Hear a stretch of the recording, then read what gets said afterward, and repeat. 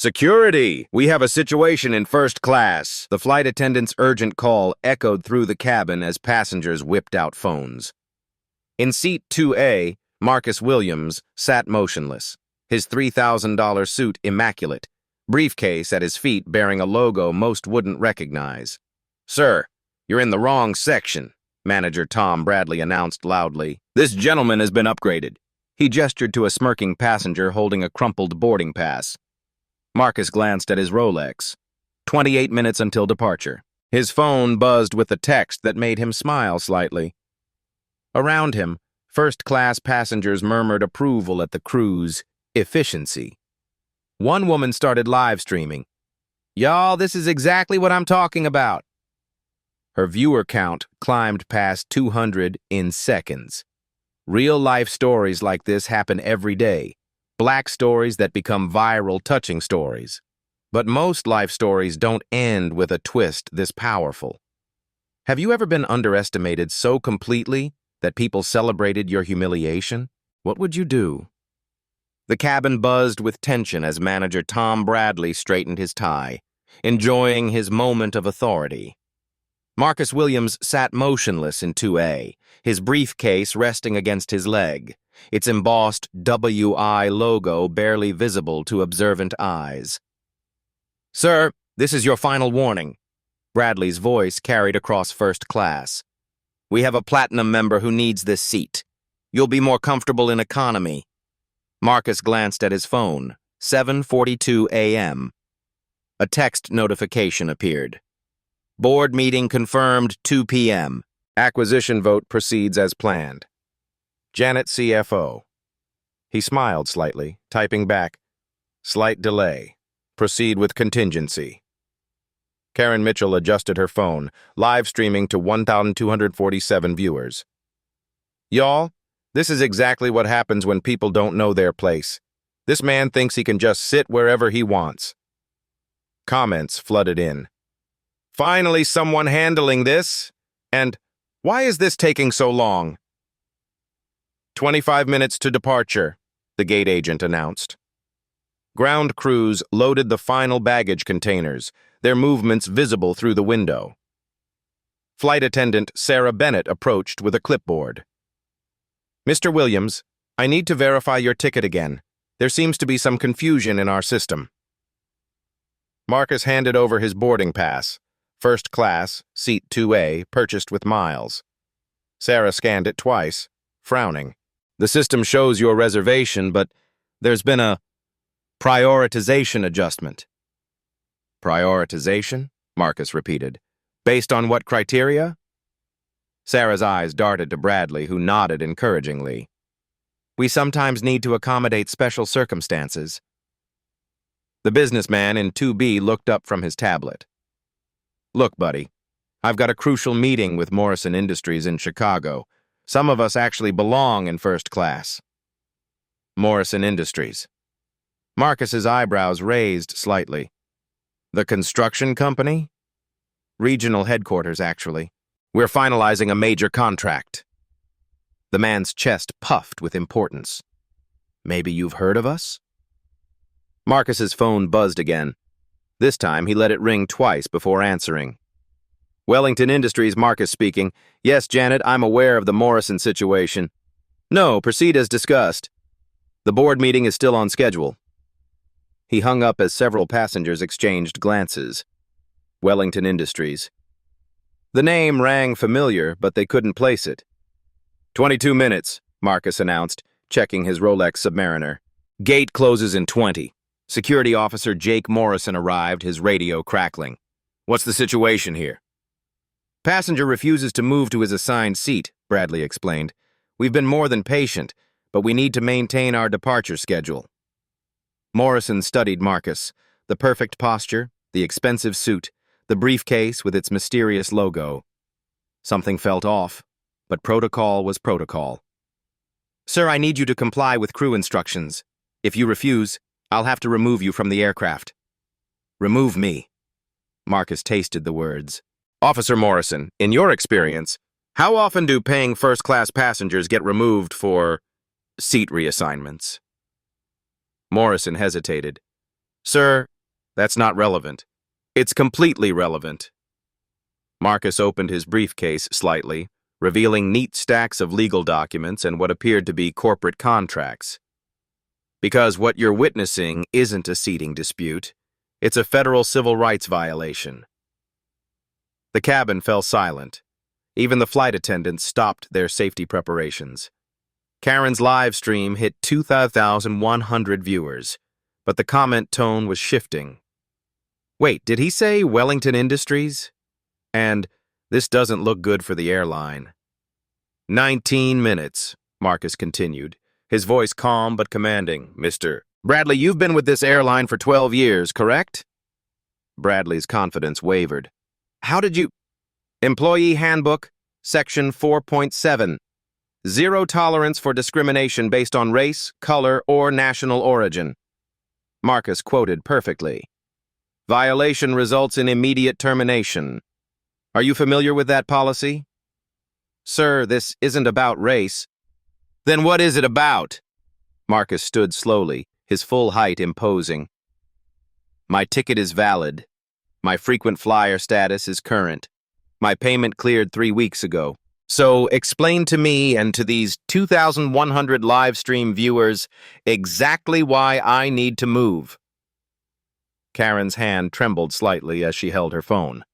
The viewer count was climbing, 2,847 and growing. Sarah Bennett checked her tablet frantically. Sir, your status shows... Actually, this shows Platinum Elite Plus. That's our highest tier. 167 flights last year, Marcus confirmed. 2.3 million miles lifetime. But you didn't check that, did you? The Morrison Industries businessman suddenly looked uncomfortable. Look, man, I didn't realize... You didn't realize because you didn't ask. Marcus's gaze swept the cabin. None of you asked. You saw a black man in first class and made assumptions. 16 minutes to departure, came the announcement. Marcus reached into his briefcase again, this time producing a leather portfolio with official letterhead. But we'll address the discrimination shortly. Right now, I'm curious about something else. He opened the portfolio, revealing documents that made Bradley's face drain of color. The letterhead read, Wellington Industries, Aviation Division. Mr. Bradley, are you familiar with aircraft lease agreements? Bradley's mouth went dry. Sir, I don't understand. Simple question. When an airline leases aircraft, who owns the actual planes? Morrison stepped closer, trying to read the documents. His radio crackled. Security to Gate 12, we have a situation developing. 14 minutes, Marcus announced. This is about to get very interesting. Karen's live stream viewer count hit 3,200. Comments were exploding. OMG, someone's about to get owned, and this man is not who they think he is. Marcus closed the portfolio with a soft snap. Shall we continue this conversation, or would you prefer to handle this differently? The aircraft cabin had become a gladiator arena. Karen's live stream exploded past 6,000 viewers as notifications flooded her phone. Comments streamed faster than she could read. This is going viral. And someone screen record this. 12 minutes to departure, the gate agent announced. Final boarding call. Security Officer Morrison's radio crackled urgently. All units, we have a code yellow at Gate 12, requesting supervisor backup immediately. Within seconds, Senior Security Supervisor Janet Walsh arrived, her expression stern. Behind her, Airport Operations Manager David Bennett hurried to assess the situation, tablet in hand. What's the status? Walsh demanded. Morrison gestured toward Marcus. Passenger refusing crew instructions. Situation has escalated. Manager Bradley stepped forward, eager to control the narrative. Supervisor Walsh, this passenger is disrupting our departure schedule. We've been more than reasonable, but he's refusing to cooperate. Marcus remained seated, his briefcase resting calmly on his lap. Supervisor Walsh, I'm Marcus Williams. I'm being discriminated against based on my race, and this violation is being live-streamed to over 6,000 viewers. Walsh studied the scene, the nervous crew, the filming passenger, the composed man in the expensive suit. "Sir, discrimination is a serious allegation. What evidence do you have?" "The evidence is surrounding you," Marcus replied. "I have a valid first-class ticket, Platinum Elite Plus status, and confirmed reservation. Yet your staff insists I move to economy without justification." Operations Manager Bennett checked his tablet. "Sir, our system shows your reservation. There's no record of any legitimate reassignment request." Bradley's face flushed. "David, there were special circumstances." "What special circumstances?" Bennett's voice sharpened. "We have federal compliance requirements. Every seat change must be documented. Karen's live stream hit 8,500 viewers. She whispered to her camera, 'Y'all, this is getting serious. Airport management is here now.' Comments exploded. Airport security called, and 'This man is about to own them,' and 'Someone's career is over.'" 10 minutes, Marcus announced, checking his Rolex. "This situation is being documented by multiple parties." Captain Rebecca Torres emerged from the cockpit, her 23 years of experience evident in her commanding presence. "I need this resolved immediately. We're facing delays that could cascade through the entire system." "Captain," Walsh began, "we have a passenger dispute." "We have a civil rights violation," Marcus corrected firmly. "And it's being broadcast live to nearly 9,000 people." The captain's expression shifted as she noticed Karen's phone screen showing the climbing viewer count. Her airline's reputation was hemorrhaging in real time. "Mr. Williams, if you could just work with us—" "I've been working with you for 15 minutes, Marcus interrupted. "I've shown valid documentation, maintained my composure, and answered every question. What more cooperation do you require?" The businessman in 2B tried to disappear into his seat as whispers spread through the cabin.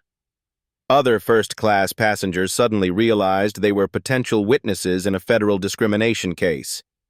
Morrison's radio crackled again. "Dispatch, media outlets are calling about a viral live stream. Do we have a situation at Gate 12? Walsh grabbed the radio.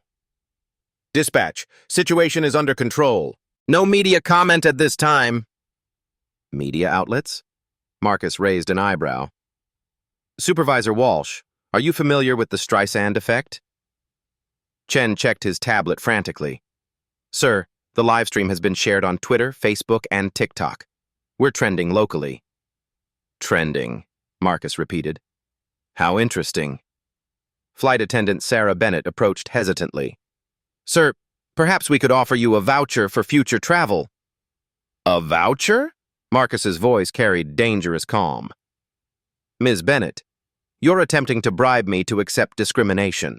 That's another federal violation." Karen's viewer count hit 12,000. Her hands trembled as she realized she was recording the corporate meltdown of the century. 8 minutes, Marcus continued.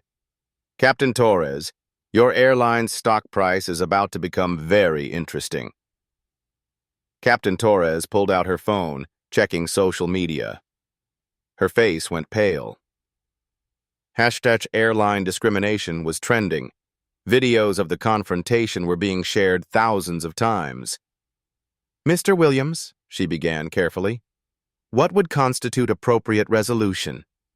"Appropriate resolution?" Marcus opened his briefcase slightly, revealing corporate documents. "That depends on whether you want to resolve this privately or publicly."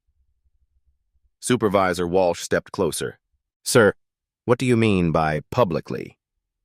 "I mean," Marcus said quietly, "that this aircraft is owned by Wellington Industries.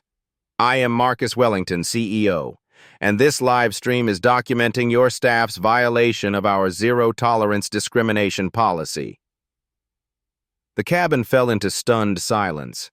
Even the live stream comments paused as viewers processed the revelation. Then chaos erupted. "Holy shit! He owns the airline!" flooded Karen's comment section.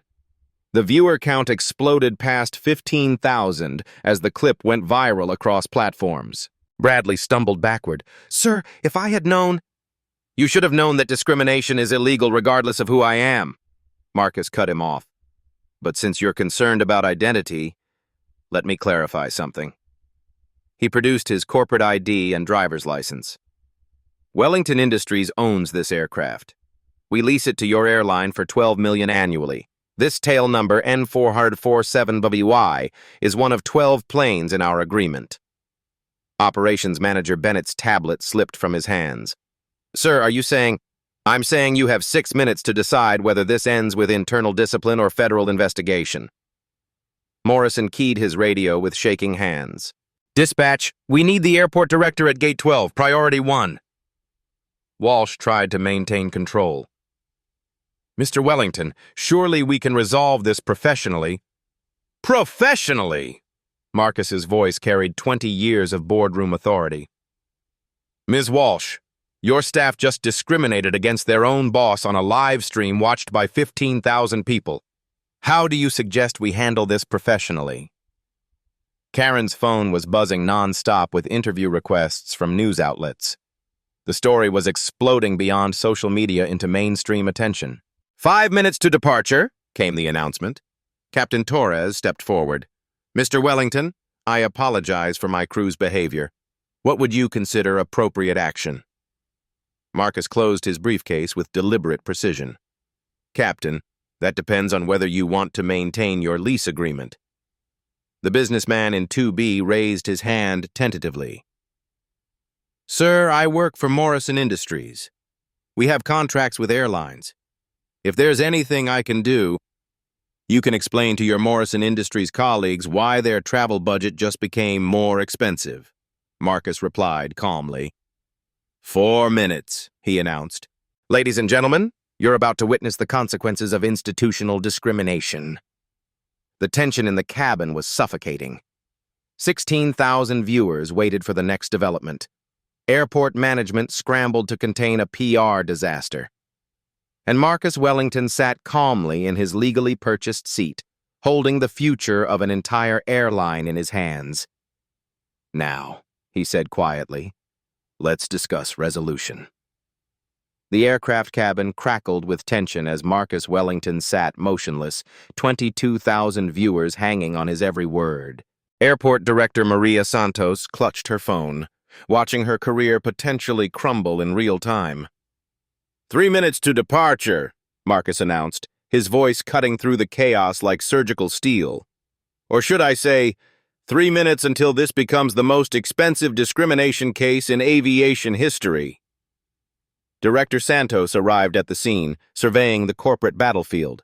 Nervous crew, viral live stream, panicked management, and the eerily calm man who apparently held their airline's future in his briefcase.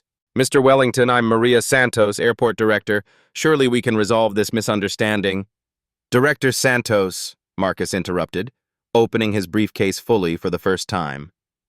The contents made everyone freeze. Neat stacks of legal documents, corporate contracts, federal compliance reports, and something that made Santos's blood run cold, FBI investigation folders. There has been no misunderstanding. There has been a systematic pattern of racial discrimination that I've been documenting under federal authority for the past 8 months. The revelation exploded through the cabin like a bomb. This wasn't random. It was a federal sting operation. 8 months? Captain Torres whispered, her 23 years of aviation experience suddenly meaningless. Marcus pulled out a thick folder stamped Department of Transportation, Civil Rights Division. He opened it methodically, revealing photographs, audio recordings, and detailed incident reports. Operation Clear Skies, he announced quietly. A joint investigation between the Department of Transportation, FBI Civil Rights Division, and Wellington Industries Compliance Department. The folder contained devastating evidence: surveillance photos of discriminatory incidents at 17 airports, audio recordings of biased conversations, statistical analyses showing systematic profiling patterns. 17 airports, 43 documented incidents, 12 airlines under investigation. Marcus spread the evidence across his tray table like a royal flush. Your airline leads the list with 27 violations in 8 months. Supervisor Walsh stumbled backward. 27 violations? That's impossible. Phoenix Sky Harbor, March 15th.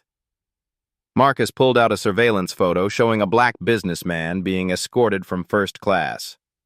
Subject, Dr. Michael Johnson, cardiac surgeon. Reason given, seat reassignment for operational necessity. Actual reason, passenger complaint that he didn't look like he belonged. The photo was devastating, clear discrimination captured by airport security cameras. Dallas-Fort Worth, April 3rd. Another photo emerged. Subject, Maria Gonzalez, federal prosecutor, forced to verify her identity 3 times before being allowed to board first class. Gate agent's comment recorded, "These people always try to upgrade themselves." Karen's live stream exploded past 30,000 viewers. Comments flooded in faster than anyone could read. Federal investigation, and this is huge, and heads are gonna roll. Every incident documented with FBI quality evidence, Marcus continued. Video surveillance, audio recordings, witness statements, financial impact analyses. Operations Manager Bennett's tablet slipped from trembling hands. Sir, FBI involvement means federal charges. Marcus's voice carried the weight of prosecutorial authority. Title VI violations, conspiracy to deprive civil rights, institutional discrimination under color of law. He pulled out his phone, showing a text thread with ASSTDIR Civil Rights, FBI. The messages were real-time updates. Operation proceeding as planned, and legal team standing by for prosecution decision. Director Santos grabbed her phone frantically. Sir, if this is a federal investigation, why wasn't airport management notified? Because airport management has been complicit. Marcus produced another folder labeled Institutional Enablement. 27 complaints filed with your office in 8 months. 27 complaints dismissed as customer service issues. The evidence was overwhelming. Complaint forms, email chains showing deliberate suppression, statistical analyses proving systematic dismissal of minority grievances. But here's what you don't know yet. Marcus paused, letting the tension build. The final element of Operation Clear Skies. He reached into his briefcase and pulled out a device that made everyone freeze, a federal recording unit with FBI evidence tags. This entire interaction has been recorded with federal-grade equipment for potential prosecution. Marcus held up the device. Every word, every action, every discriminatory statement preserved for federal court. The cabin fell into shocked silence. 25,000 viewers watched as the full scope of the investigation became clear. Mr. Bradley, Marcus's voice was surgical in its precision. When you said this seat isn't for people like you committed a federal crime in front of 30,000 witnesses and FBI quality recording equipment. Bradley's legs gave out. He grabbed a seat back for support. Sir, I didn't know. Federal crime? Title 18, Section 242, deprivation of rights under color of law. Penalty, up to 10 years federal prison. Marcus quoted with prosecutorial accuracy. Ms. Bennett, your compliance constitutes conspiracy under Section 241. Flight attendant Sarah Bennett began hyperventilating. The weight of federal charges crashed over her like a tsunami. But wait, Marcus said quietly. There's more you don't know. He pulled out his phone, showing a contact list that made Director Santos nearly faint. U.S. Attorney General, Dot Secretary, Civil Rights Division Chief. This investigation has been authorized at the highest levels of federal government. Marcus scrolled through his contacts. The Attorney General is personally monitoring Operation Clear Skies results. Karen's viewer count hit 40,000 as the story exploded beyond social media into breaking news alerts. Major networks were going live with the federal investigation revelation. And here, Marcus said, producing one final document that made everyone freeze, is the piece you really don't know about. The document bore the seal of the Federal Aviation Administration. Emergency Suspension Authority, Title 49 U.S.C. 44709. If this incident is classified as willful discrimination, the FAA has authority to immediately suspend your airline's operating certificate. Marcus's words hit like physical blows. Complete flight operations shut down within 24 hours. Captain Torres's face went white. Sir, suspension means bankruptcy. Marcus's voice remained calm but devastating. 47,000 employees unemployed, 112 aircraft grounded, $2.3 billion in annual revenue eliminated. The businessman in 2B raised his hand with desperate panic. Sir, Morrison Industries has nothing to do with this. We're just passengers. Morrison Industries filed 6 discrimination complaints that were suppressed by airline management. Marcus pulled out corporate correspondence. Your CEO has been briefed on the federal investigation. Your travel contracts include immediate termination clauses for discrimination violations. The man's career flashed before his eyes as he realized his company was already moving to distance themselves from the airline. 2 minutes, Marcus announced. Federal prosecutors are standing by for my signal. He held up his phone, showing a text ready to send. Recommend immediate prosecution. Evidence sufficient for federal charges. Director Santos, your next words will determine whether this ends with cooperative reform or federal prosecution that destroys your airline. Santos looked around desperately. Viral live stream, federal investigation, corporate collapse hanging in the balance. 40,000 viewers waiting for resolution. 1 minute, Marcus continued. Captain Torres, Mr. Bradley, Ms. Bennett, you now have 60 seconds to decide whether you want to be pioneers of airline bias elimination or defendants in federal court. Karen's hands shook as she held her phone. She was live streaming the most consequential moment in aviation civil rights history. Time's up, Marcus announced, his finger hovering over the send button. What's your decision? The cabin had become a corporate courtroom. Marcus Wellington sat like a federal judge, 65,000 viewers serving as jury, while an entire airline's fate hung on his next words. Director Santos clutched her phone, watching stock prices plummet in real time as #airline discrimination exploded across social media. Mr. Wellington, Santos whispered, what would satisfy federal investigators? Marcus smiled coldly, opening his laptop to reveal a presentation that made everyone's blood freeze. Operation Clear Skies, Judgment Day Protocol. Director Santos, satisfaction requires accountability. Real accountability. His voice carried the weight of federal authority. Are you familiar with the concept of corporate death penalty? The phrase hit like a physical blow. Captain Torres stepped forward, her 23 years of aviation experience suddenly meaningless against federal prosecution. Corporate death penalty? She whispered. Federal revocation of operating authority under Title 49 U.S.C. Section 44709. Marcus displayed legal code that spelled out airline extinction. When systematic discrimination is proven, the FAA can permanently ground all aircraft. No appeals, no second chances, corporate execution. Manager Bradley's legs buckled. Sir, that would mean 47,000 employees lose their jobs overnight. Shareholders lose $4.2 billion in equity value.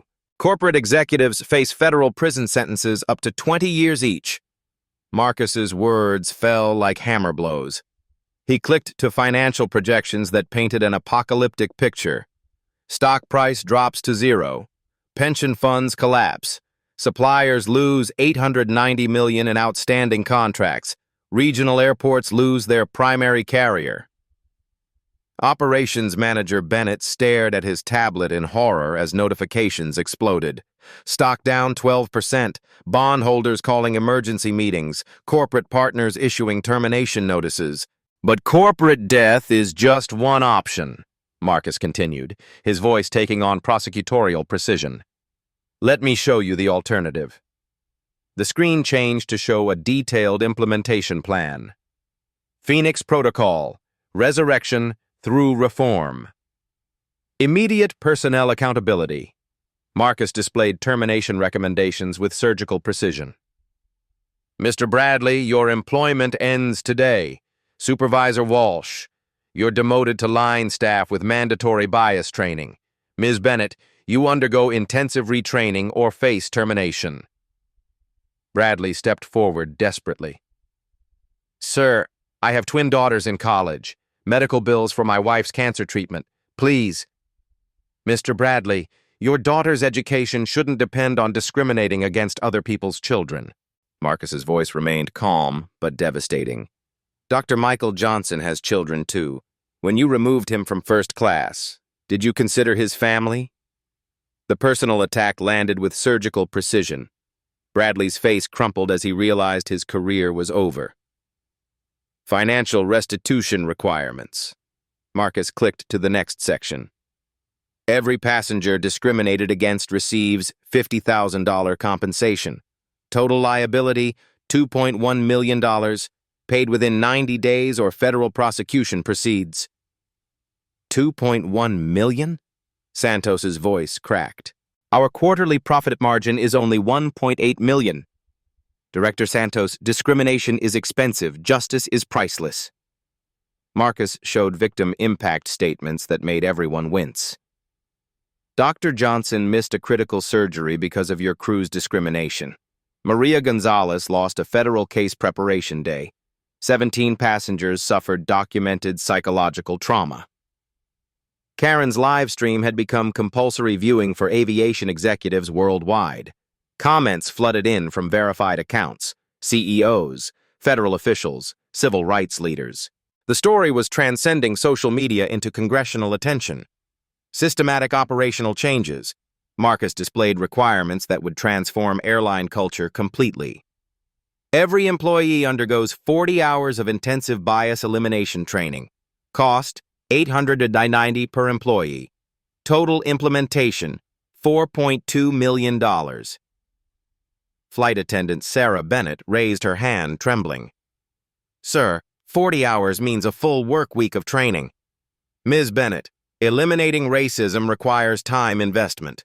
Your current 2-hour diversity workshop is corporate theater designed to avoid lawsuits, not eliminate bias. Marcus showed comparative effectiveness data. Our protocol achieves 89% bias reduction. Your current training achieves 3%. Technology integration requirements. The next slide showed AI monitoring systems that made everyone uncomfortable. Every passenger interaction recorded and analyzed for bias patterns. Discriminatory behavior triggers immediate supervisor alerts and federal notification. Federal notification? Captain Torres looked panicked. Captain, the Department of Transportation receives real-time discrimination alerts. Federal investigators can arrive at any airport within 4 hours. Marcus showed integration with federal databases. Transparency ensures accountability. Corporate governance restructuring. Marcus displayed organizational charts that stripped management of discriminatory authority. Independent oversight board with federal observer status. Community representatives with veto power over personnel decisions. Civil rights attorneys with access to all internal communications. Director Santos studied the requirements with growing horror. Sir, that's essentially federal management of our airline. Director Santos, your management enabled systematic racism. Federal oversight ensures it never happens again. Marcus's tone brooked no argument. You forfeit autonomous authority when you violate constitutional rights. Legal compliance monitoring. The final requirement made everyone freeze. Quarterly federal audits with prosecution authority. Any discrimination incident triggers automatic investigation. Violation probability analysis applied to all personnel decisions. But here's what makes this particularly interesting, Marcus continued, producing a document that made Santos nearly collapse. Wellington Industries is prepared to provide implementation funding, but with conditions that will change aviation forever. What conditions? Captain Torres asked with dread. Wellington Industries assumes operational oversight of bias elimination protocols at all partner airlines. Marcus displayed contracts affecting dozens of carriers. Our compliance requirements become industry standard. Airlines refusing implementation lose Wellington partnerships immediately. The scope was staggering. Wellington controlled lease agreements for over 400 aircraft across 17 airlines. Their compliance requirements would reshape the entire industry. Mr. Bennett, your airline has two choices. Marcus stood slowly, his full height commanding absolute attention. Pioneer industry transformation as Wellington's flagship partner, or serve as a cautionary example of corporate destruction. Chen's tablet showed catastrophic real-time updates. Stock down 18%. Credit rating under review. Corporate partners issuing termination warnings. Pioneer status includes preferential lease rates, marketing support, and industry leadership recognition. Marcus displayed benefits that offered corporate salvation. Cautionary example status includes federal prosecution, industry blacklisting, and corporate execution. The mathematics are simple, Marcus continued, his voice carrying 20 years of boardroom authority. Implementation cost, $7.3 million over 2 years. Prosecution and bankruptcy cost, $4.2 billion plus criminal liability for senior executives. He held up his phone, showing text threads with federal prosecutors. Evidence package complete. Recommend prosecution. Ready to send. But remember this, Marcus said quietly, his voice carrying absolute finality. This decision affects more than your airline. Every aviation executive worldwide is watching this live stream. Your choice becomes industry precedent. Karen's viewer count hit 75,000 as aviation stocks plummeted globally. Investors realized that discrimination liability could destroy any carrier. Director Santos, you have 30 seconds to decide whether aviation history remembers this moment as transformation or destruction. Santos looked around desperately. Viral documentation, federal investigation, industry transformation, corporate survival hanging by a thread. 15 seconds, Marcus announced, his finger hovering over send. Pioneer or cautionary tale, leadership or litigation, progress or prosecution. The weight of aviation history settled over the cabin. 75,000 viewers waited. Federal prosecutors stood ready. An entire industry's future hung in the balance. Time's up, Marcus said quietly. What's your decision? The silence shattered like glass as Director Santos's voice cracked. Mr. Wellington, we accept full implementation of the Phoenix Protocol. 82,000 viewers exhaled collectively, but Marcus Wellington's expression remained granite hard. This wasn't negotiation. This was corporate surgery. Director Santos, acceptance requires immediate amputation of institutional racism. Marcus clicked to real-time implementation protocols. Mr. Bradley, you're terminated effective immediately. Security escort in progress. Bradley's face collapsed as airport security approached. Sir, my family depends on this job. Mr. Bradley, 17 families were damaged by your discrimination. Your employment ends now. Marcus's voice carried prosecutorial finality. You'll receive severance pay contingent on signing a federal non-disclosure agreement and completing bias rehabilitation counseling. Security officers flanked Bradley as he walked the jet bridge of shame, his discrimination broadcast to 85,000 viewers. Karen's live stream comments exploded. Justice served, and consequences are real. Ms. Bennett, Marcus continued with surgical precision, you have 72 hours to enroll in Harvard Business School's Bias Elimination Certification. Cost $18,000. Failure to complete results in immediate termination. Sarah Bennett nodded frantically, understanding her career hung by a thread. Yes, sir. I'll register today. Captain Torres, you'll undergo Federal Aviation Administration Civil Rights Certification within 30 days. All your flight decisions will be monitored by AI bias detection systems during 6 months probation. The captain's 23 years of experience suddenly felt meaningless against algorithmic oversight. Understood, Mr. Wellington. Marcus opened his laptop, revealing the Phoenix system, real-time bias monitoring technology that would revolutionize aviation. Phase 1. Technological transformation. Every passenger interaction recorded and analyzed by AI systems designed by MIT's Computer Science and Artificial Intelligence Laboratory. The screen showed sophisticated algorithms detecting microaggressions, biased language patterns, and discriminatory service decisions in real time.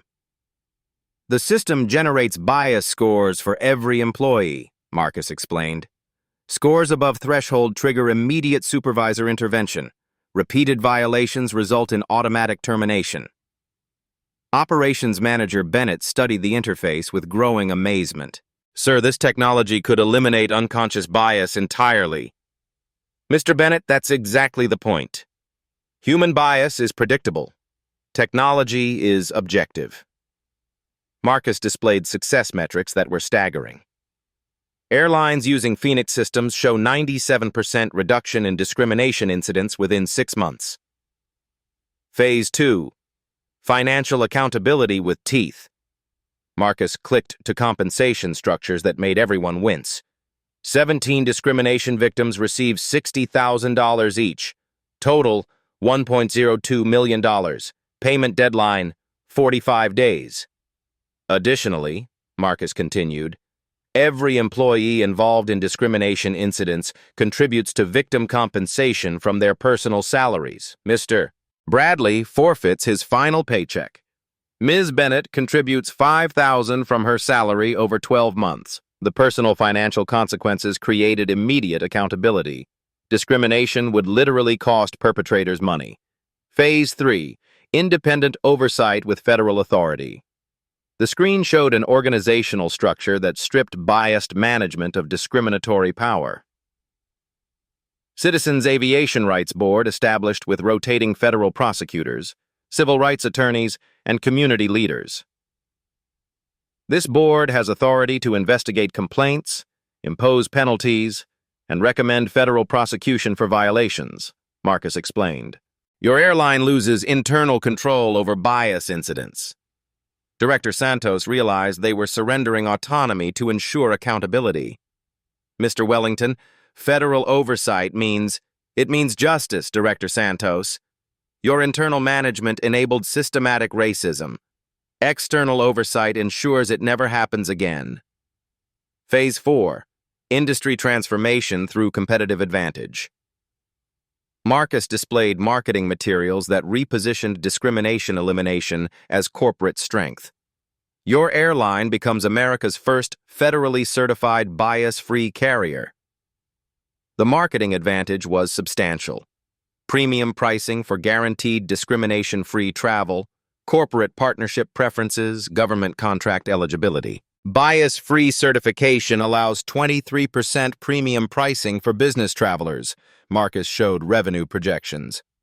Estimated additional annual revenue, $340 million. Karen's livestream had become appointment viewing for Fortune 500 executives worldwide. Comments revealed corporate leaders immediately implementing similar protocols. We're adopting this tomorrow, and every company needs Phoenix systems. But here's the intellectual victory, Marcus said, standing slowly with quiet pride. You just proved that eliminating racism is profitable. Not because it's required by law, but because it's good business. He displayed financial analyses showing bias elimination's economic benefits, reduced legal costs, improved customer loyalty, enhanced employee productivity, increased innovation from diverse perspectives. Discrimination isn't just morally wrong, it's economically stupid, Marcus concluded. The Phoenix Protocol makes virtue profitable. The businessman from Morrison Industries raised his hand with genuine respect. Sir, you've created a business case for civil rights that every corporation will want to adopt. That's exactly the point, Marcus smiled. When eliminating bias increases profits, every company becomes a civil rights advocate. Marcus picked up his phone, typing a message that sealed the transformation. Phoenix Protocol approved. Industry implementation authorized. The text I just sent, he announced, authorizes Wellington Industries to offer Phoenix systems to all airline partners. Your transformation becomes industry standard.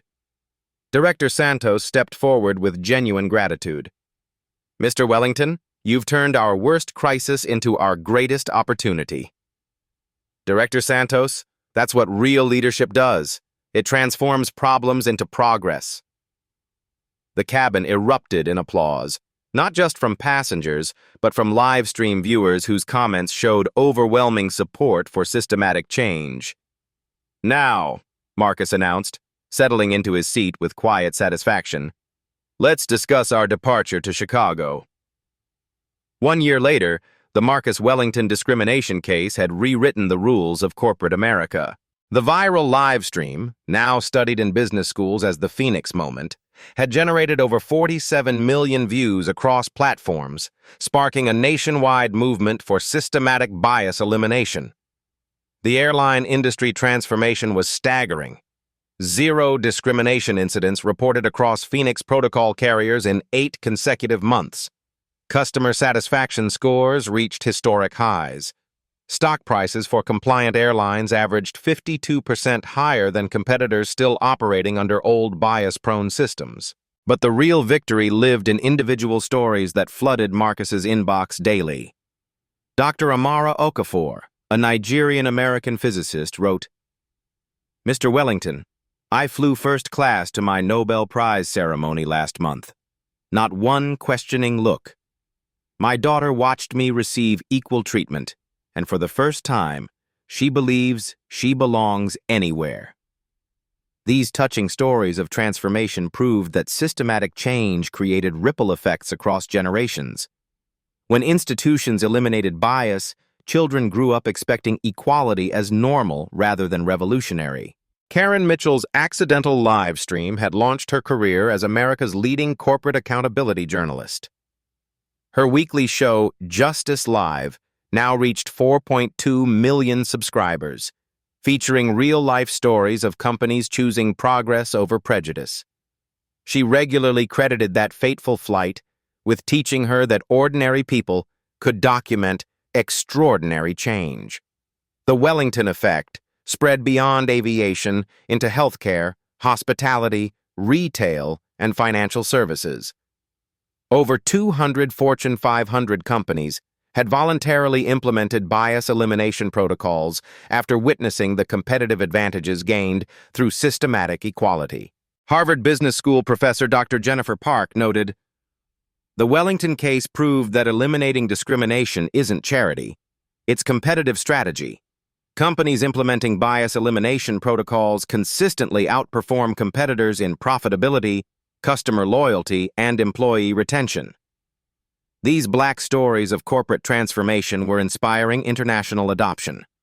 The European Union had mandated Phoenix Protocol implementation for all transportation companies by 2026. Canada, Australia, and Japan were developing similar requirements. Marcus had established the Wellington Institute for Corporate Equality, providing free bias elimination consulting to small businesses unable to afford implementation costs. His belief that justice should be accessible regardless of company size was creating systematic change across entire economic sectors. But perhaps the most powerful testament came from manager Bradley, whose termination had sparked personal transformation. Now a leading diversity consultant, he addressed corporate executives. "I was fired for discrimination and discovered it was the best thing that ever happened to me. I learned that eliminating bias doesn't diminish anyone. It elevates everyone." Life stories of redemption like Bradley's proved that accountability could transform perpetrators into advocates, creating lasting cultural change beyond policy implementation. The Phoenix Protocol had evolved into more than bias elimination. It was proof that corporate profits and social justice could align when systematic change made equality profitable. As Marcus reflected on that transformative flight, He realized the ultimate victory wasn't corporate. It was generational. Children growing up with bias elimination protocols would consider equal treatment normal, not exceptional. Your voice matters in this transformation. Have you witnessed or experienced discrimination in travel, retail, or service industries? Share your story in the comments. Your real-life stories inspire systematic change. If these touching stories of corporate accountability moved you to demand better treatment everywhere, hit subscribe and share this video. Together, we're making bias elimination profitable and discrimination extinct. The future belongs to companies brave enough to choose equality over exclusion.